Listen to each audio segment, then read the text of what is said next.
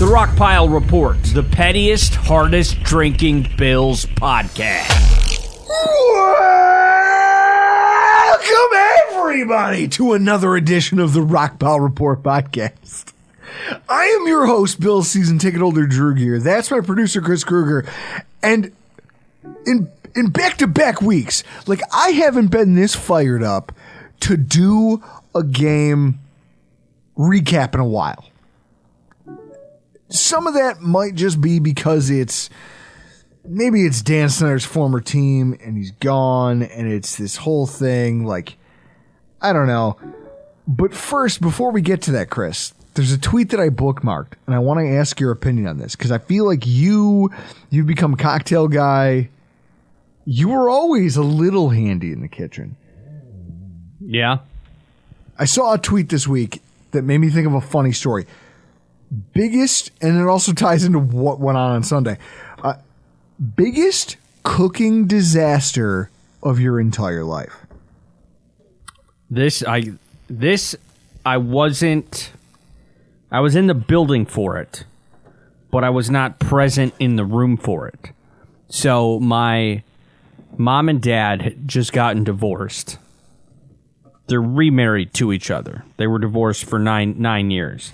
And when they divorced and sold the house, and then my mom had bought a townhome, and my mom and I had moved into the townhome because I was still trying to make it in radio and acting, and I didn't really have my feet on the ground, so I couldn't move out. I didn't have the funds to do that, especially with Atlanta apartment pricing. My mom's making chicken upstairs, and this recipe is now called Exploder Chicken. And my mom had this glass pan and a couple of chicken breasts in it. It's in the oven, 425 degrees for however long, and without thinking of what the chicken is in, the recipe calls for like adding a quarter cup of water at the end. So my mom pulls, she pulls the chicken out, like the grate of the oven out, pours like a quarter cup of water on it. Glass shatters everywhere in the oven. I was in the basement, sounded like a shotgun went off. And I ran upstairs and there was just glass everywhere. And my mom was like, well, I guess we're going to order some food. So that recipe is forever called Exploder Chicken. I like that.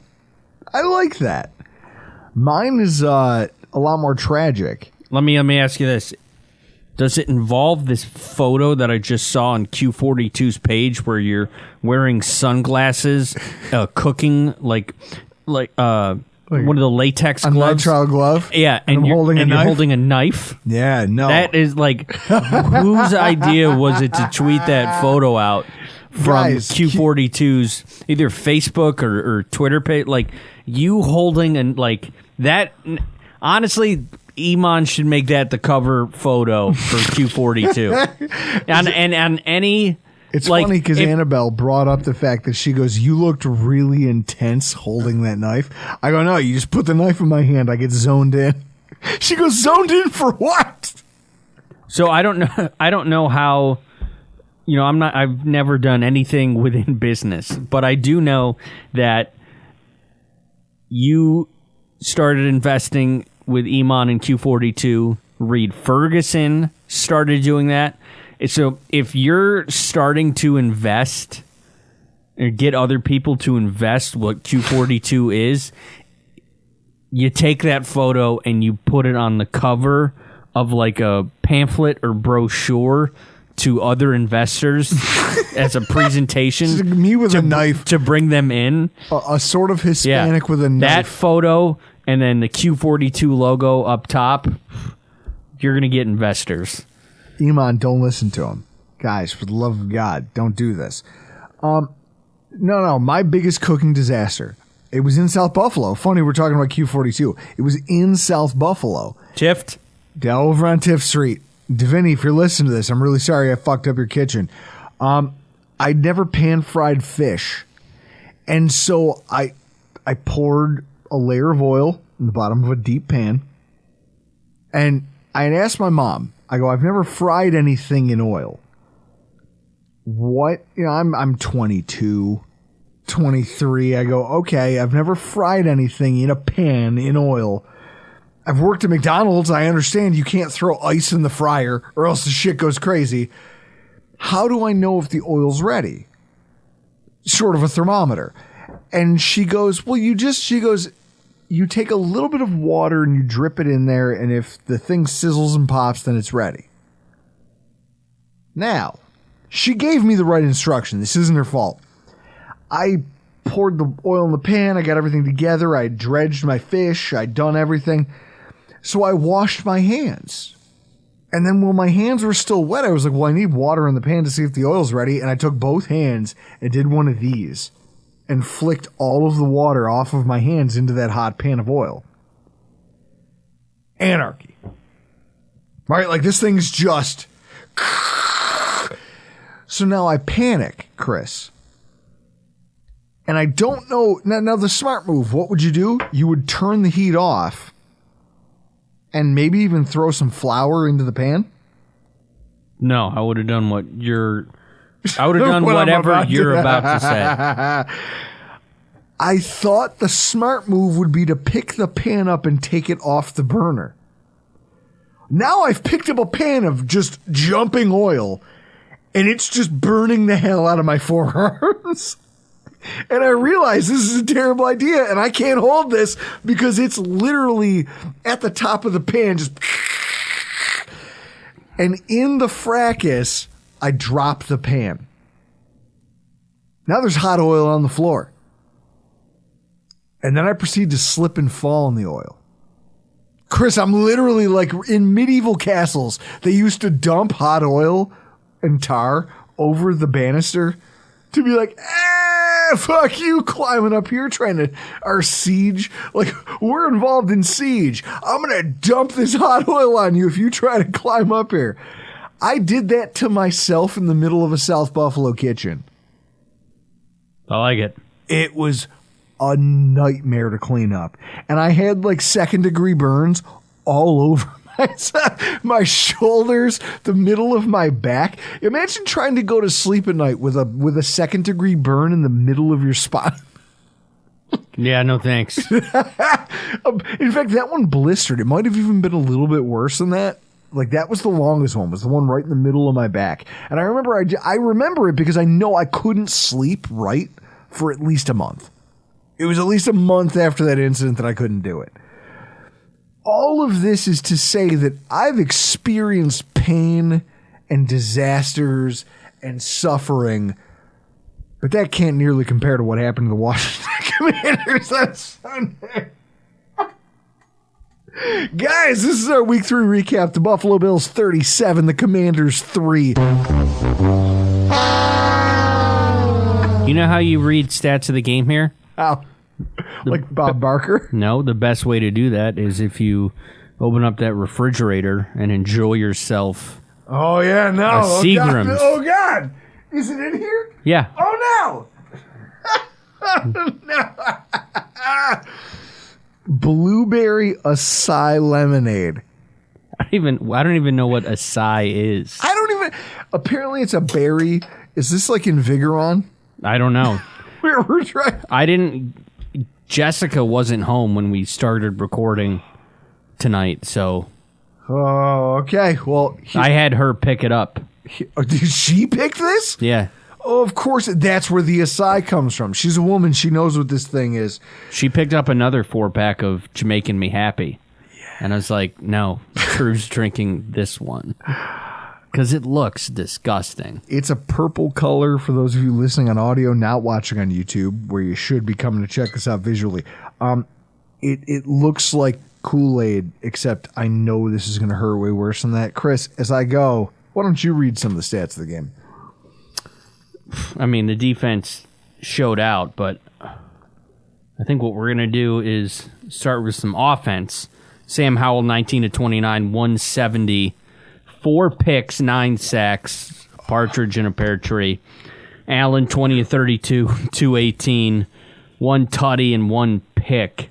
Stephon Diggs, 2.9 yards of average separation, 41st amongst all qualifying NFL wide receivers in Week 3. And that rollout that he had, I was watching that. Amazing. Why don't you read the defense? Holy shit. Is that bad? Chris, you watch me chug these things. I was reading the screen, so I knew your stats. No, but you've watched me over the years chug these things. Yeah. I almost get to the point where I can just tornado them and just pour it down. Wow. That thing just rocked my world. It's so bad, and also it's way sweeter than anything I've ever tasted out of a Seagrams before. I definitely have to talk to my doctor tomorrow and find out if I'm already... Like, do I need insulin? Probably. You know what? You can get some at the stadium this week because Blake Ferguson will be here. He has... Hey, Super Mexican found one. Yeah. Super Mexican drank a Seagrams. They sell them at the stadium. He drank a Seagrams in our honor. All right, so let's dig into this. So Josh Allen, Sam Howell, they had both made plays, right? Josh Allen. Just go to the defensive backs. That's where we left off. Okay, well, here's what I know. 2 interceptions, 9 yards after the catch allowed. 0 Washington wide receivers who achieved more than 1.9 yards of average separation. Do you know how crazy that is? No. Okay, Terry McLaurin and Cole Turner. 1.9 yards of separation. Those are the only ones who qualified with more than 5 or more targets. Sam Howell was holding on to the football longer, we're going to talk about it, longer than is advised for a quarterback. And the guys he targeted the most were McLaurin and this guy who were blanketed. They're in the 40-somethings. Like, Stephon Diggs was 41st among all qualifying NFL wide receivers in Week 3 for separation at 2.9 yards. These guys are a full yard behind him, and they're the only ones who saw targets. That's crazy. That is nuts. The Bills' front 7. 32 individual pressures, most in the NFL Next Gen Stats era. 9 sacks, 5 quarterback hits, 0 pass rush, like 0 pass rush from blitzing. 4 players with pass rush win rates of double digits. Nothing from the secondary, Chris. Yeah. No rush attempts from the secondary. And 4 pressures, a sack, and a defensive touchdown from AJ fucking Epinesa. Remember the day when I thought J.K. Dobbins was the better bet? Well, I mean... Draft takes! No. Drew Gear's draft takes are the worst. You're allotted for injury. Yeah, but... Dobbins, he's gone through some shit. Sure, but he's gonna keep going through some shit. Like, that guy's career is probably over, unfortunately. Linebacker Terrell Bernard, 1 pick, 1 fumble recovery, 2 sacks on 2 pressures, team leading 4 run stops, 3 catches on 5 targets for 14 yards. He gave up 1 yard after the catch. I mean, sometimes your answer is on your roster, and so we think, Tyrell, getting Dotson back on a 1 year, him. Obviously, we had the 2 draft picks last year, and Bernard and Spector. They've been in our program a year. They're going to be a lot more prepared for the pro game and our defensive system going in. So, it's a competition, and we'll continue to look, whether that's cap casualties, free agencies. If there's a player in the draft, it'll be competition. We're not going to, state now or probably next month or in 2 months, this person's the starter. They're all going to get a chance to compete, and best man wins. We thought he was lying. That was Brandon Bean back in March when he was like, well, Edmonds' replacement might already be here. And everybody, including us, were like, the fuck he is. The fuck he is. Hey, listen again. It's a good thing I don't know shit about the draft. Yeah.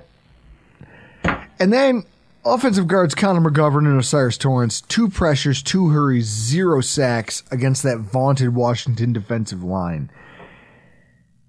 All right, so I want to preface this with this before we dunk on them. The Commanders have had an amazing start to the season. They have done better than I think most people thought they would. And honestly, like I think Preston, from the Carolinas, he'd agree with this. Yep. Like, they deserved that. They deserved the start they got. 2-0, you win at home, you get that giant emotional game where it's like, oh my God, this is actually a tight game against the Cardinals, but we come out on top.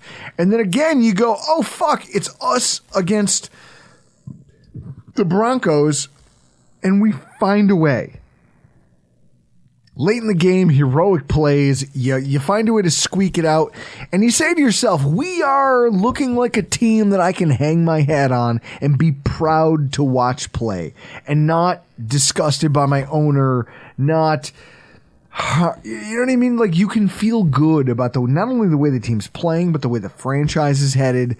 You just feel good about everything. And so in the run-up to this, all of these Commanders fans, it was one of the, again, it's just the second complete sellout in probably a decade. I had my childhood best friend, Adam, who lives in Virginia. He went to the game, met up with another one of our friends from our childhood, Dave Frigiletti. They went to the game. They were in the lower bowl underneath the upper deck, and Adam sent me a video. It's just getting dumped on from he's under the covers, still getting dumped on with rain because that fucking stadium is absolute trash. It's still pouring water. That's how bad it was at FedEx Field. Well, Jake was there. Yeah, Jake was there with his wife, and he sent us photos. How pathetic was that tailgate compared to ours? Jake, I'm just glad you had fun. Obviously, it was a good time, but that couldn't have held a candle to what we do on a weekly basis. But I get it. You're in a parking lot. There's not a whole lot you can do. But so even with all of these niceties going the way of the Commanders, they had to know that they were in for a fucking day when they showed up and realized, as was described by the Athletics' Ben Standing, that the Bills fans, despite being sold out, the Bills fans in their Zubaz and their jerseys and just being like, they had the slight edge in attendance, and they were definitely the louder of the football teams, like football fans, in the stands. That's got to sting if you're the Commanders, right? I can't stop! Help! There's a cliff! And your family screaming, oh my God, we're burning alive! No, I can't feel my legs! In comes a meat wagon! And the medic gets out and says, oh my God. That was literally, that's essentially, I just wanted to wrap it up. I figured that was the most succinct way to describe what every single Washington sports radio show must have sounded like on Monday. That's it in a nutshell. And I want to preface this by saying this, their fans didn't deserve that, Chris. Those people have suffered enough. They didn't deserve that. You already knew you should have known you were in for it when our fans outnumbered yours. We were louder than yours. And then the worst thing happened. Everything fell apart Chris, it didn't just fall apart. It they Challenger rocketed. Yeah. I can't believe I'm laughing about that. But they Challenger rocketed. And that's the sound I know because I listened to it because I'm a petty motherfucker. Even though I love them, I listened to Virginia sports radio and to DC sports radio because I was like, I need to hear this. And I want to know, are they resting on their laurels going, well, we lost a tough one to the Buffalo Bills, but it's okay. We'll get them back next week. Nah, shit was hitting the fan. So where do we start dissecting this for our football team? The way we dissected the Commanders. I guess I'll say this. A week after being named the AFC Offensive Player of the Week, if you had told me that Josh Allen, like if I was just looking at the box score, and you had told me that he was going to throw for less than 220 yards and just one single touchdown and one pick, I would have assumed that our game would have ended the way that the Jets game did. Is that fair? Yeah. Okay.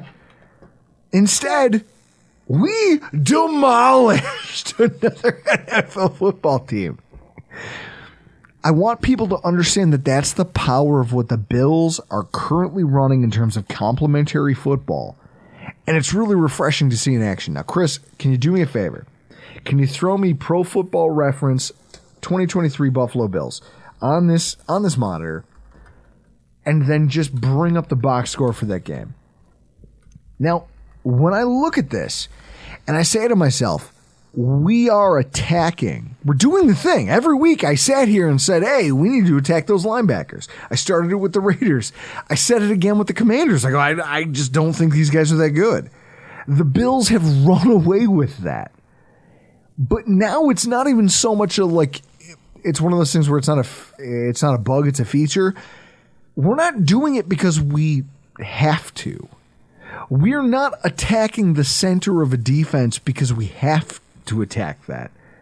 We're doing it because that's what we choose to do. Chris, 98 yards rushing on 15 carries for James Cook. We still mixed in Latavius Murray in the red zone when it mattered. And then when you look at receiving, they still found ways to get James Cook out there to keep them honest. You look at where the targets are being spread. Stephon Diggs obviously paced the day at 111 yards receiving and 12 targets because he was beating his assignments like a drum. And so they're like, well, fuck it. If they can't cover you on the outside, I will throw you the football. But at the same time, what I want to do is now as a football team is I'm not just going to live and die on those outside throws. I'm not just going to wait for you to pull a deep cross or a deep in or a post route deep to Gabe Davis. Look at that, Chris. 4 targets, 1 catch, 35 yards for a tutty. I don't like those. There's 3 drops. Well, 1 drop. And then just the on the pass where it was in the end zone, it was like, well, it's a tough one. But it came the second they showed a single high safety, right? And this is where this Bills team, I wonder if we haven't, or if I haven't. Okay, I'll be honest. I'm painting with a broad brush. I'm saying we when I should say I. If I haven't been too hard on them for the way they've coached Josh Allen, because what we're watching is him now have this. Last week there was no deep shots. There was none. They said, listen, here's where you live inside this box, run the offense, and we decimated the Raiders. This week it was, hey, we're going to run the same type of offense. Chris, NFL Next Gen Stats, if you can open that up in a separate tab, go ahead and open that up and look at the passer chart for Josh Allen. So it's like they came out and they said, hey, last week we put you in timeout because you had a rough start in week 1. You freelanced all over the fucking place and we can't handle it. We can't handle this. Can't have it. Now what I need from you is I need you to operate the offense. Trust your skill players. Trust them to make plays. Not just your primary. Not just your secondary. Tertiary targets. I need you to trust your running backs out there in space. And he did that. And it dominated the Raiders. Now, you go back, Chris, go to charts and passing for Josh Allen. Hell yeah. Get me that. So week 2, Josh Allen threw no passes over 20 yards through the air. This week, Chris, when you look at what happened, I want you to tell the listeners what you're looking at. I don't know what I'm looking at here. So where's I can see there's a blue line. That's a touchdown. Well, that's a touchdown. That's completed. See, it was the same exact throw to the almost same exact spot in the field. See that. Where Gabe Davis was like, hey, I'm open, because they ran single high. And Gabe Davis was like, fuck it, I'm out here. Allen tried to find him, missed him, came right back to the same spot, hits him for a touchdown. This week, they were able to open it up a little bit. 1, 2, 3, 4 completions of over 20 yards. One of them's a tutty. Like, those are the plays that we know Allen can make. It's everything else that fucks up the Commanders in this game. That's the thing I love about it. It's all of the dink and dunk, these screen passes that are completed that just go for yardage, Hey, if you're going to give me a too high shell, I'm now going to take advantage of that, and I'm going to draw that safety down. I'm going to make you do it because I'm just going to beat your linebackers like a fucking drum. They did this to a degree that forced them to give us the Gabe Davis touchdown. Like, they didn't have a choice. They had to give it to us. And that's what's crazy, Chris. They made it into the red zone how many times and didn't throw touchdowns. They rushed for them. Or intercepted them. Because fucking, I can't believe I can't believe I'm about to come on a podcast and praise AJ fucking Epinesa.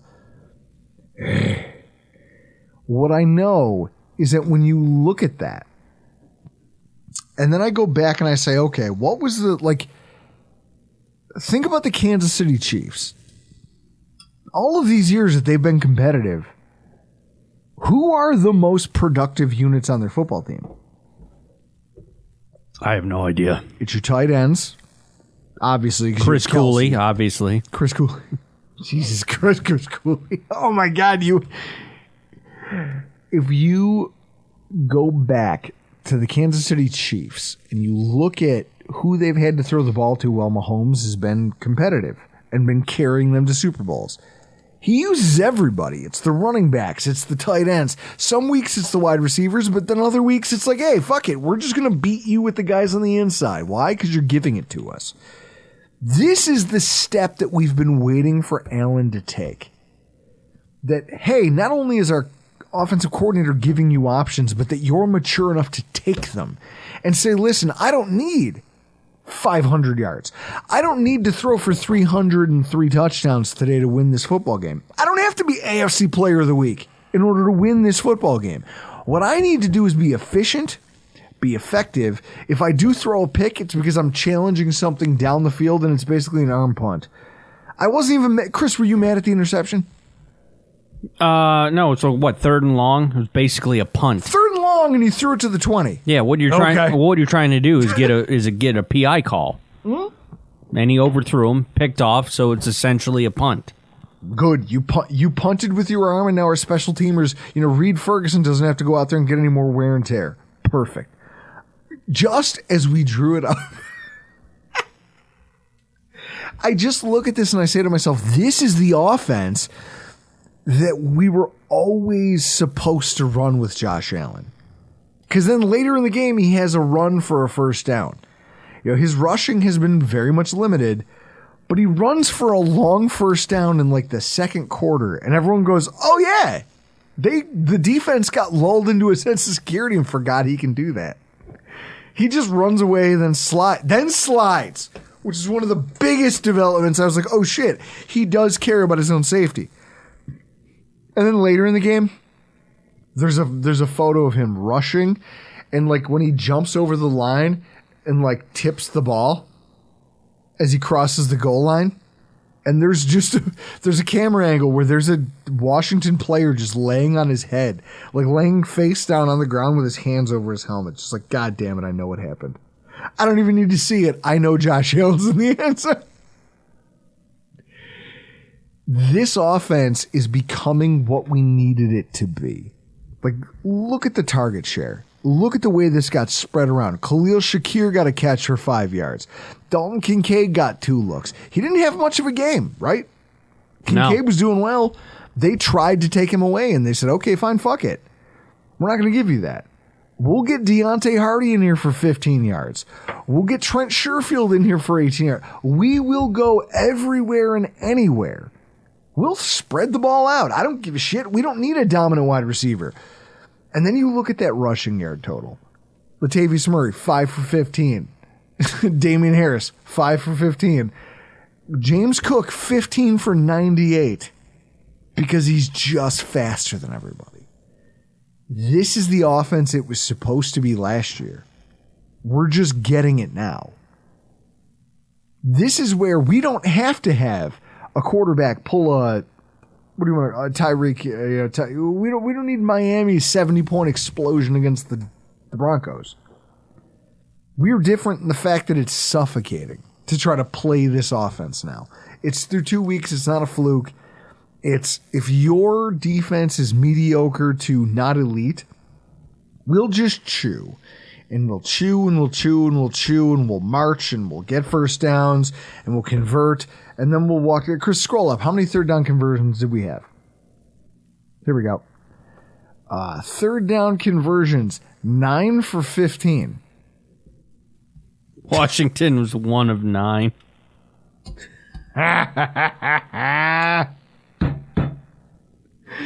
Oh, you hate to see it. You just hate to see it. I mean, I think that entering this portion of the season, we're exactly where we need to be. We're exactly where we need to be. They don't need to be anything other than this. Now, if I want to look around the rest of the team and kind of give some... I mean, the interior offensive line.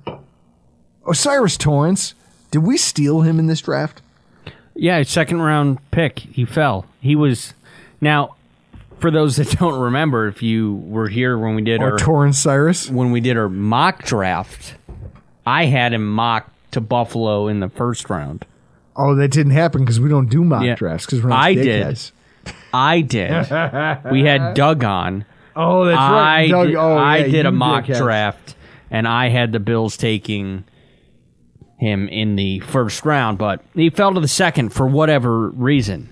And I still watching the game when I was watching the game at work when I had the opportunity. Didn't hear his name at all. Probably because he's doing his job. No, because he's doing very well. In fact, I think he's the 11th guard, like in terms of pressures allowed now, after going up against teams with pretty good interior players. Here's what I love. When I go back and I do like kind of a referendum on the draft. Paris Johnson gets taken. He's the first offensive lineman off the board. He goes to Arizona. Darnell Wright, Peter Skronsky, okay, those were kind of figured. You know, Broderick Jones, cool. He went to Pittsburgh. Everyone kind of knew he was a project. So now you're looking back at it going, okay, now what? Who are the linemen? Like, who are the Bills going to take as a guard who might be able to come in here and start off the bus? There's a lot of tackles taken, right? Matthew Bergeron goes. There was a part of me that was thinking Joe Tippmann might have been in play. Joe Tippmann gets taken before the center, John Michael Schmitz. And so then it comes to us, and a part of me goes, John Michael Schmitz. That's a guy who might have, like, Bills fans thought that he might have been good, right? Yeah. Well, you're gonna need to take a look at that center position. How long is Morse gonna go? Sure, and that's why I think a lot of us were on that early. And if he was there, I don't know what the Bills would have done. What I do know is that John Michael Schmitz has not graded out to be the player Osiris Torrance is. There's a reason Torrance was talked about. I get it, guard isn't sexy, but guard can transform your offense. We're watching that. Because you watch this game. If you go back and you watch the tape, you guys won't, which is why you're listening to me.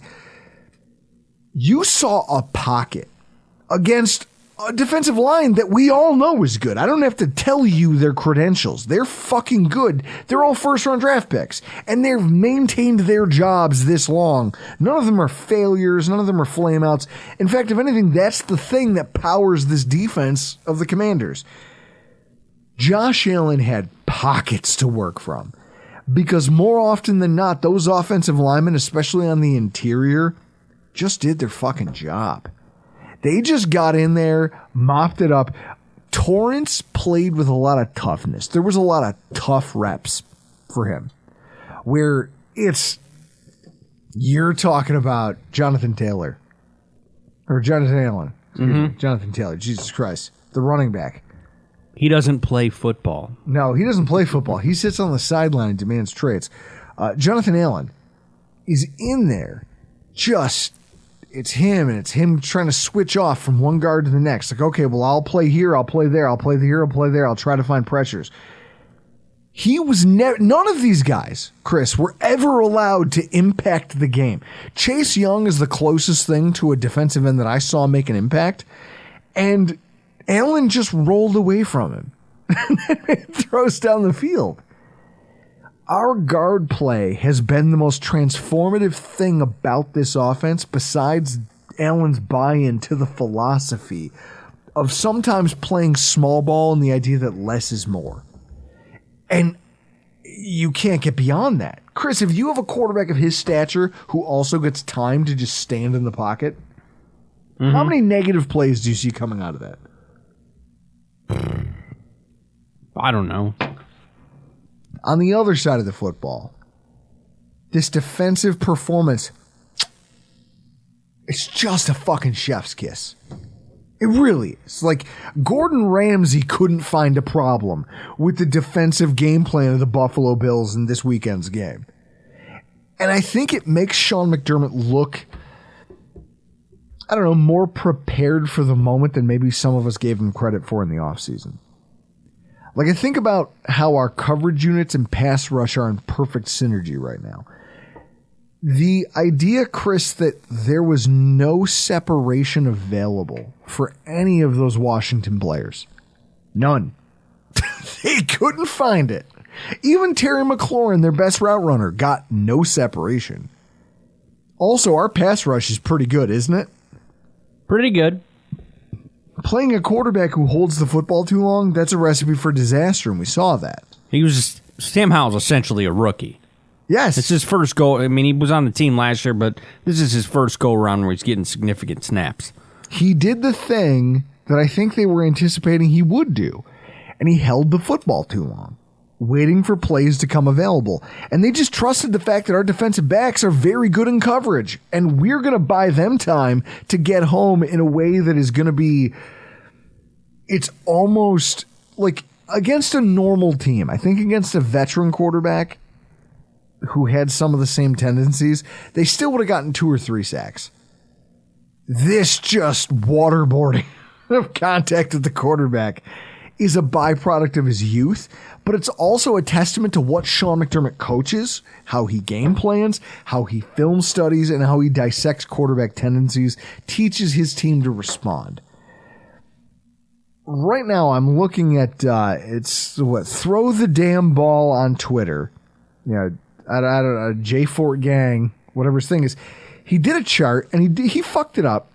He did it like an asshole. Instead of like the X and Y axis running, you know, the person with the best statistics to the worst, he did best, like, he just reversed the values on the axes. So it's hard to see it, but I'm going to retweet it. And Chris, if you can go ahead and grab that video, it's in our bookmarks. Incorporate it in the YouTube. 2023 cornerback separation allowed, and then target percentage. So basically, he's comparing how much separation these guys are allowing versus how many times they've been targeted. Minimum of 40 coverage snaps. So you have to be a DB who's been in most of the games so far. Taron Johnson is the best in the NFL in terms of the least separation allowed and also the fewest targets against. Because he's killing it. And I think at this point, Chris, wouldn't you say he's kind of earned a pedigree? Yeah. Teams know they have to respect Taron Johnson. He's a value for us, given the way we like to structure our defense, in the fact that he showed up here as a late-round draft pick and became quietly one of the best slot defensive backs in the entire NFL. The only place he shows up is when you look at who's getting paid what. He is one of the highest paid cornerbacks in football. There's a reason for that. Sean McDermott's not stupid. He goes, listen, that guy, I found a guy that I can build. This is a rock that I will build my house on. I have a Trey White. I have a Taron Johnson. I can make the rest of this work with the Christian Benfords and Kyrie Elams and everybody else in the world. I have these two guys. I can make my cornerback room work. And by the way, it doesn't hurt that Christian Benford is also not that far removed from Teron Johnson on this chart. Our DBs are doing some phenomenal work this season. They are playing their balls off. Christian Benford is kind of the safe and steady that you thought you were getting in Dane Jackson on steroids because he's physical, because he's willing to challenge wide. He's been flagged. Sometimes he plays a little overly physical, but I'll take that. If it means that you can do what we did to a team like the Commanders throughout the course of the season. I want a cornerback who's willing to go out there and just fight with guys and yet run with them for 4 quarters. You've literally taken away already knowing what Trey White is. You've taken away part of the field. Now you're working on having 2 of the better cover men. It's almost like they're throwing away from them because they're not giving them a window. Quarterbacks go, well, we have to throw at Trey White. What happens in the red zone when you do that, Chris? You saw that. Pick in the end zone. And for everybody who I heard yelling about, oh, how come he didn't stay in the end zone? First of all, have you ever caught an NFL interception? No? Then shut up. Also, if you catch a football in motion, your natural energy is just to keep following like, hey, I caught it. I'm going to complete the catch. And if you are a DB worth a shit, think about Teron Johnson in that game against the Ravens. You catch the ball, you don't go down. You look for an avenue. You're always looking to make a play. You stay hungry that way. Our defensive backs right now have quietly been some of the best cover men allowed to be charted in the NFL. And that speaks volumes to what our season could look like. As long as everyone stays healthy, as long as our offense continues to do their fair share. Chris, it is exciting. But obviously the pass rush gets all the credit, right? Yeah. That's crazy. Like, the NFL Next Gen Stats put out the tweet and showed all of the pressures that the Bills generated. Daquan Jones had 5 and couldn't make the graphic. They had to put him in, like, the fine print. Yeah. And he tweeted about it. He was like, your boy can't get... He goes, your boy's getting the fine print treatment? Damn. Our zero technique defensive tackle had 5 pressures. Chris, now obviously, we are beating up on a bad team. Yeah. A.J. Epinesa, though. Let's talk about that play. That's a play. I didn't see it live or I didn't see a replay. I just know he had a touchdown. Wait, you didn't see it? No, I was at work, dude. But you didn't see a replay? No. Okay, so let me draw you a picture. This will be good. Sam Howell rolls to his left. Epinesa's crashing. Seems like he's going to go for the sack. Let me ask you this. Let me stop you right there. Yeah. Are you starting to describe J.J. Watt picking off E.J. Manuel? No, this is for a touchdown. This is way more embarrassing. Way more embarrassing. So he rolls to his left. Epinesa's crashing. He sees that and tries to do the thing where he lofts it over his head.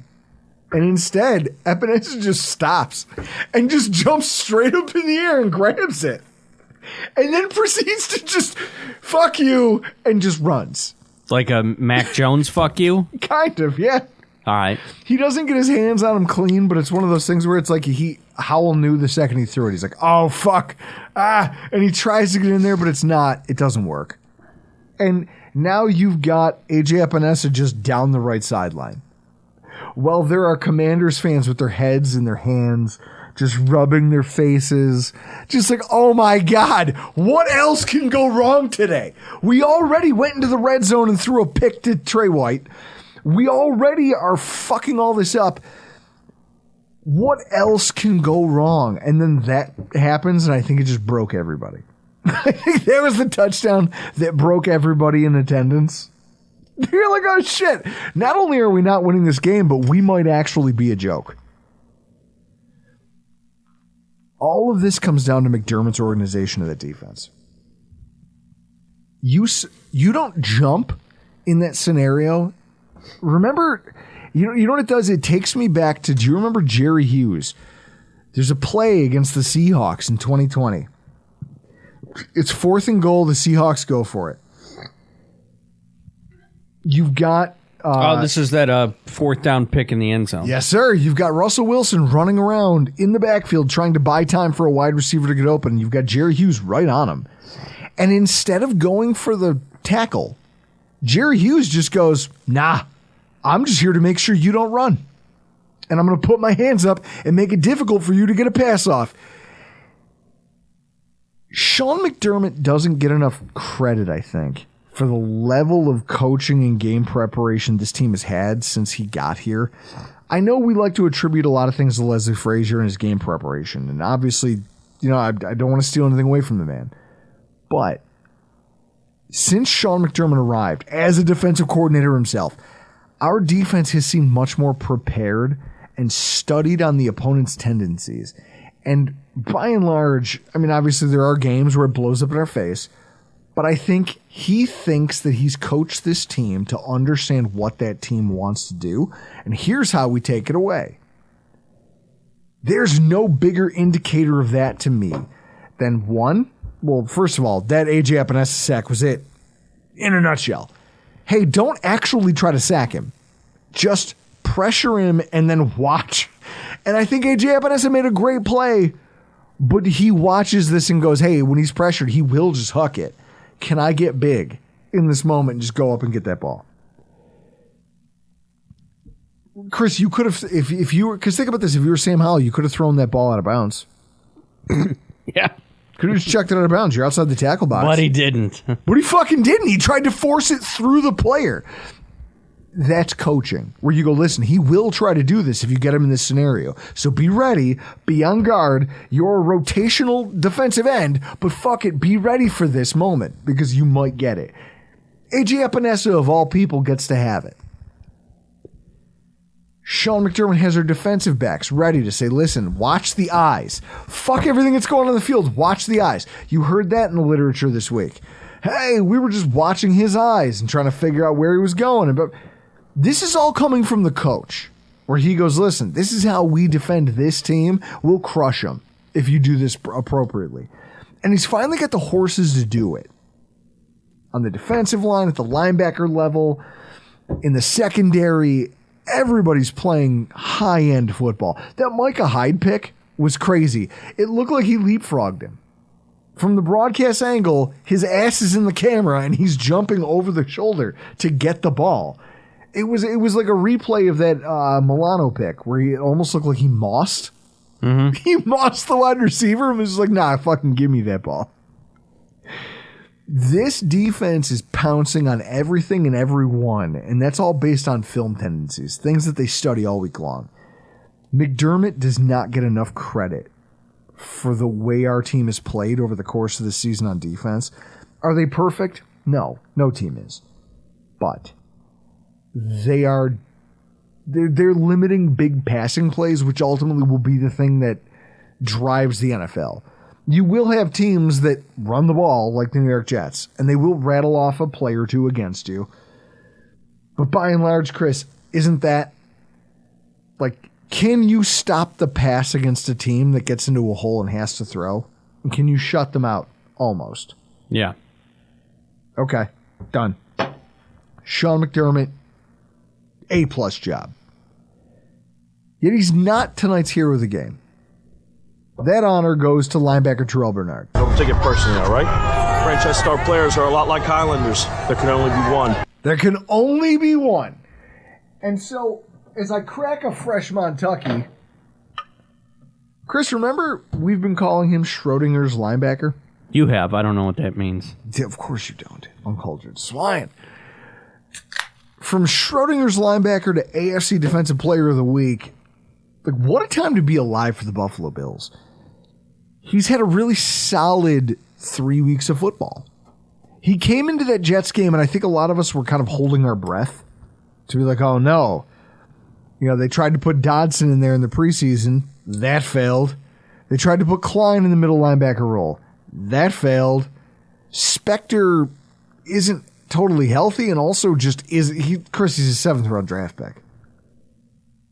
Yeah. He plays football like it. We need something. And here strolls in Bernard, just real slow, and goes, guys, I got this.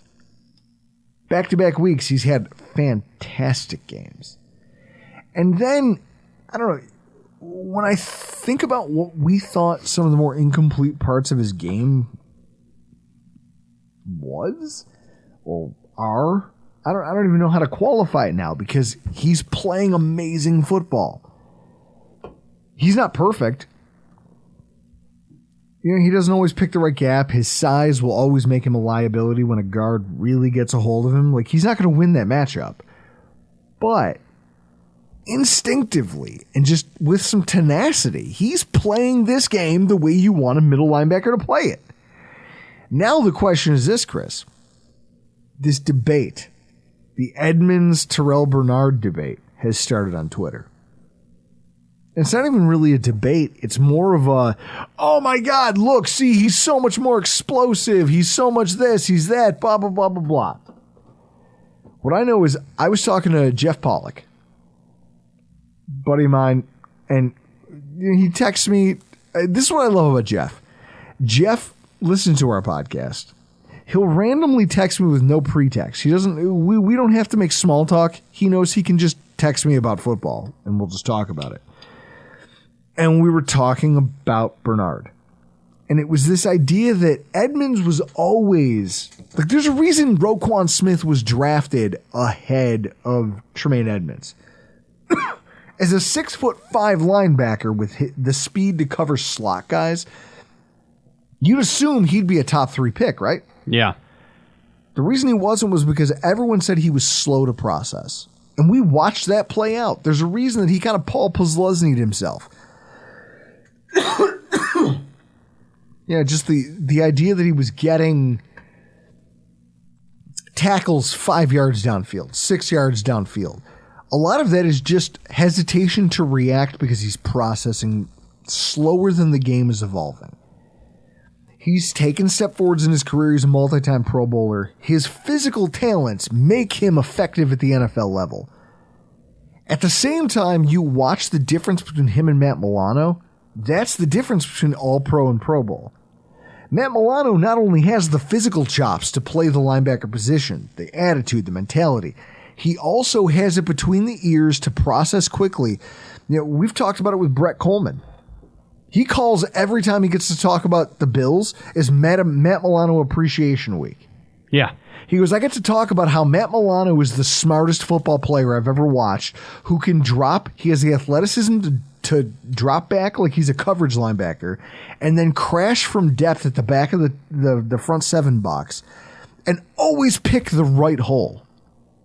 Always pick the right lane. He just diagnoses so fast.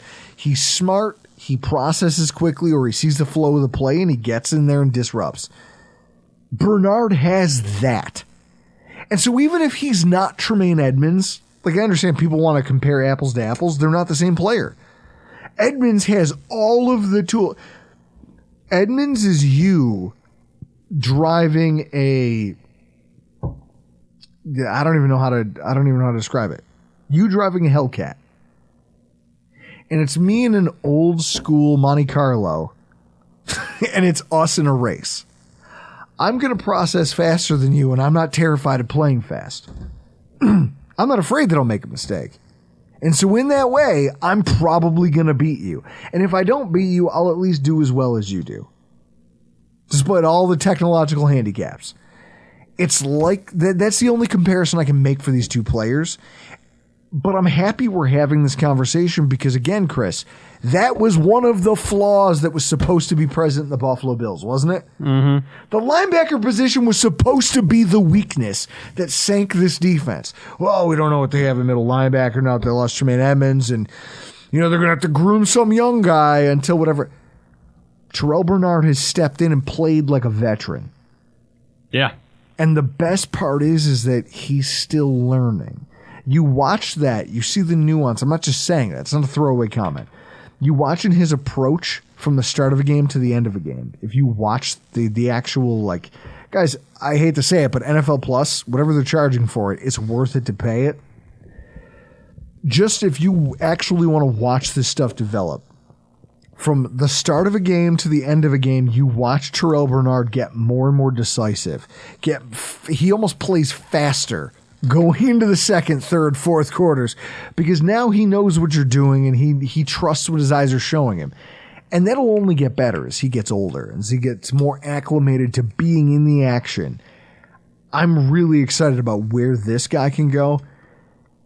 I'm really not excited about where the next guy's going to go, and that's our zero of the week, Mr. Ron Rivera. You folks fell on your face. You get an F- in my book. Now, Chris, I'm going to finger quote you for the next drop. I could have given this award to a whole bunch of people. The Washington fans who let us take over the stadium. I could have given it to Sam Howell for throwing 4 interceptions and not knowing how to dump the ball off or how to get the hell out of a collapsing pocket. I could have given it to Jack Del Rio, Washington's defensive coordinator, for not spying Josh Allen until the fourth quarter. I could have given it to Eric Bieniemy, right? 10 carries to a running back who's averaging 7 yards a touch. You're an idiot. I could have given it to Washington Commanders cornerback Emmanuel Forbes. Redskins. Who spent the whole game, I want to say right after the first quarter, making business decisions. Remember that? Who was the running back who said that? Like, I want to make people... Was it Zach Moss? I think Zach Moss was the running back who said, like, I want to make... a business decision. I want to make defensive players make business decisions when I run. Okay, well, I watched Forbes do it. Forbes got the hell out of the way, except the runner wasn't Zach Moss, it was James Cook, who weighs like 60 pounds less than that guy. I think James Cook might be the smallest running back in football. That guy was tackling like with the Olay kind of technique. I could have given this to Dan Snyder for not having the balls to stick around so that my football team could kick the teeth out of the mouth of your football team one more time while you still sat there in the box and fucking watched. Instead, no one was a bigger zero in my book than Ron Rivera, and it comes down to whether you believe it's a good idea to kick a field goal to avoid a shutout with 50 seconds left on the clock or not. With all due respect, and remember I'm saying with all due respect, that idea ain't worth a velvet painting of a whale and a dolphin getting it on. Your take, Chris, because as we sat down here, you told me flat out you didn't realize that it came with 50 seconds left. No, but I will talk about something completely different here. And I do appreciate you. This is the right move, and I will explain it to you, that you didn't throw me in as the loser of the week. So, can you tell everybody what we call Iman Aziz's bets? Oh, they're beta bets. Okay. I have something I like to call Biden bets, as in Joe Biden or president. So do you remember my bets from the group chat on Saturday? Yeah. Do you remember? Oklahoma minus 14.5. Ole Miss money line. Auburn plus 8.5. Mark, our attorney, decided to tweet those out. First of all, he got 2 of the 3 wrong because he said Ole Miss plus 8, which is completely different than money line. And then he missed the half point on Oklahoma. But the reason that they're called Biden bets, and you and I talked about this last week off camera, I was diving into too much information. I won first week with a 3-leg parlay where I read all this information. Then weeks 2 and 3, same thing, reading the information, articles, podcasts, and second week I went 0 for 4.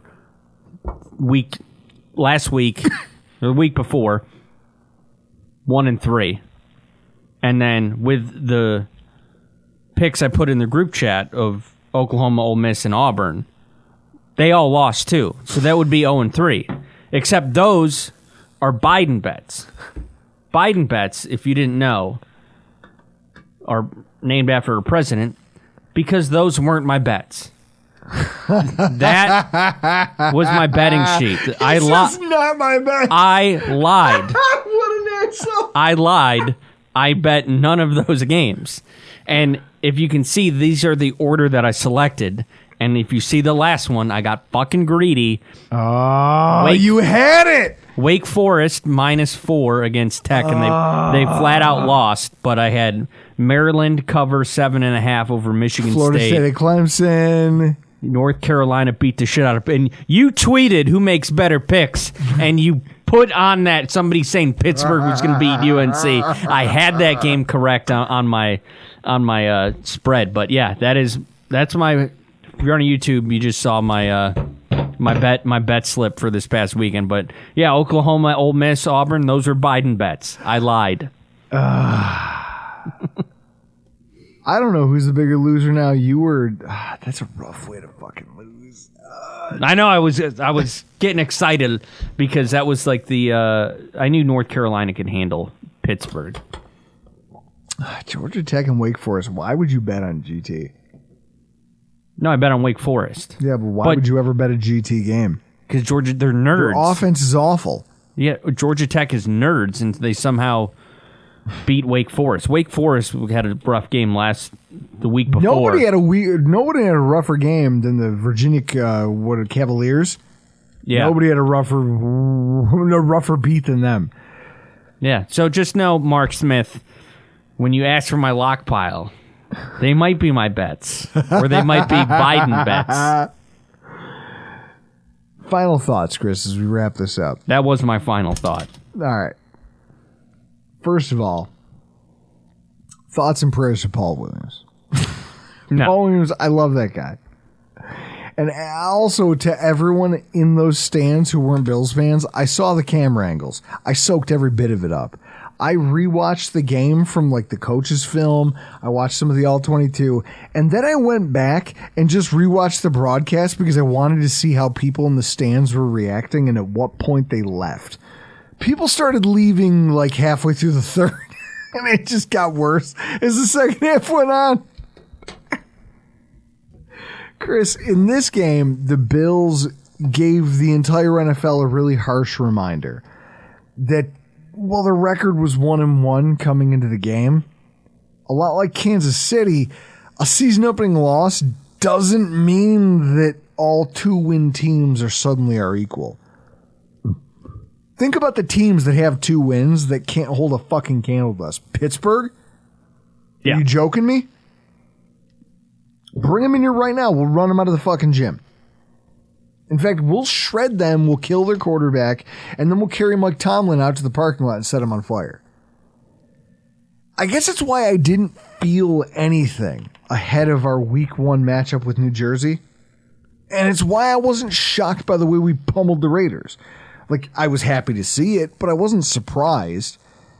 Under Sean McDermott, like outside of this injury-plagued 2022 season, the Bills' defense has regularly been dominant, both against the pass and on the scoreboard. That doesn't just evaporate because you shuffled in some new faces at linebacker or whatever.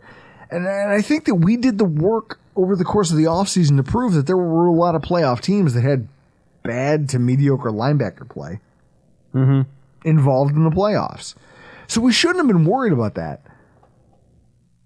In fact, what we're seeing, though, is quite the opposite can be true. You can bring in a bunch of new faces, and you can bring in new defensive ends who don't know the system. You can bring in new D tackles. You can bring in a linebacker who's been with the team but never gotten starting experience, and your defense can get better than what we thought was already good. Like right now, this team is as hot as you could ask on both sides of the ball. 75 points scored to this point in the season. Do you know what the drought era Bills would have given? Chris, it probably would have saved some jobs if at any point during the drought, like think about who was the guy who got extended and then fired? I can't think of it right now because I'm 2, 4, 6. Oh, 7, that's 8, 9, 10. I'm in Dick- double-digit beers. Dick So Duran. Dick Duran. So if Dick Duran had a team that scored 75 points in 3 games, do you think he would have kept his job? Yeah. One of those teams might have made the playoffs if you could have put a stretch like that together. 75 points scored on offense. On defense, 1 hour, 35 minutes, and 56 seconds. That's like a feature-length movie, isn't it? You're the movie guy. Okay. 1 hour, 35 minutes. Chris, Google what the running time of Coneheads is. Yeah, I'll put this in terms you can fucking understand. I bet Coneheads is an hour and a half. 87 minutes. So in just slightly more time than it takes to watch Coneheads, that's the amount of time that our defense has played completely scoreless football. Scoreless football for longer than Coneheads. In that time span, 5 interceptions, 9 sacks, 15 quarterback hits, 16 tackles for loss, 2-0 in the red zone against opposing offenses, and a defensive touchdown. What? What are we talking about here? You just pressured an opposing quarterback on 80% of his dropbacks, and you didn't blitz. Chris, this is the most dominant Bills team on both sides of the ball I've seen in a long time. Now, for as much as we hate to take things away from people, the Dolphins did that too.